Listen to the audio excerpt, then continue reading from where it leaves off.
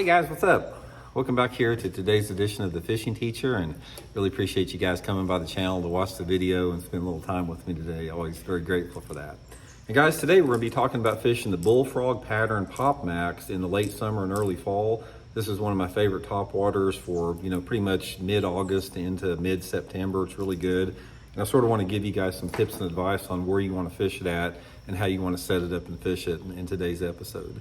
Also, guys, quick reminder, it is late summer, getting into fall. If you guys are interested, please swing by my fishthemoment.com. I'll put the link in the description and check out my summer and fall Fish the Moment lake map breakdowns. These are breakdowns I build specifically for Fish the Moment. It's a really good resource to learn more about your favorite lake or a lake you've never been onto. So I'll put that link in the description if you guys want to go to it and check out what we have on the website there. Really appreciate that.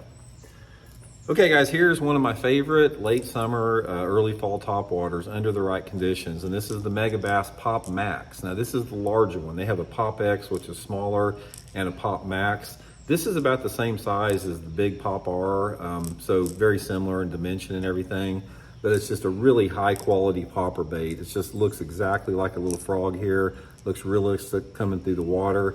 And it really, it has a couple of different things here. It'll work side to side like that. It splashes a lot of water forward and really pulls up those fish that are sort of in that non-aggressive feeding mode in the late summer and early fall like they get. So anyway, guys, what I want to talk about today is the set of conditions where this thing will produce better than anything. Because like with any lure, there are certain environmental conditions and water conditions that make that bait really good at a certain time of year.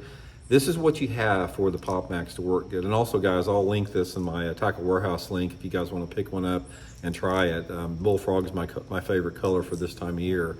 But you can get it there on the Tackle Warehouse link. But what you have to have is you have to have this set of conditions. You have to have just the right water clarity. And the water clarity for this thing to work is going to be 2 to 3 feet. If you get into cleaner than 3 foot of visibility, not going to work very good. If you get into less than 2 foot of or over 3 foot, it's not going to work that good. If you get into less than 2 foot of visibility, not going to work good. So you need that water visibility of between, say, 20 to 36 inches in that zone there. Next thing you have to have for this to work good is this is a low light lure. And the low light is going to be the best right off the bat early in the morning or right in the evening before the sun goes down. It's not going to, even if you have rain in the middle of the day, it's not going to be that good. There's something about this bait that is really good early and late. And I think the reason is the places I'm going to talk about fishing them in, those fish have been up there all night long feeding. And if you get out there right off the bat in the morning when those light levels are low, those same fish are still up there before they move deeper. And late in the evening, those deeper fish are moving up shallow, sort of like the same type of a situation. So I like to get out there for like the first hour, maybe 2 hours after the sun comes up, when you still have shade on the water, and then those same type of areas right before it gets dark where there's shade on the water.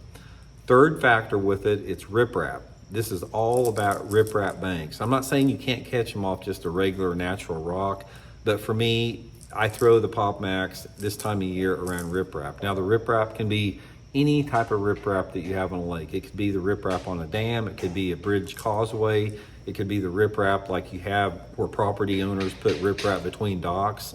There's something about that riprap, white riprap rock that pulls those fish up there.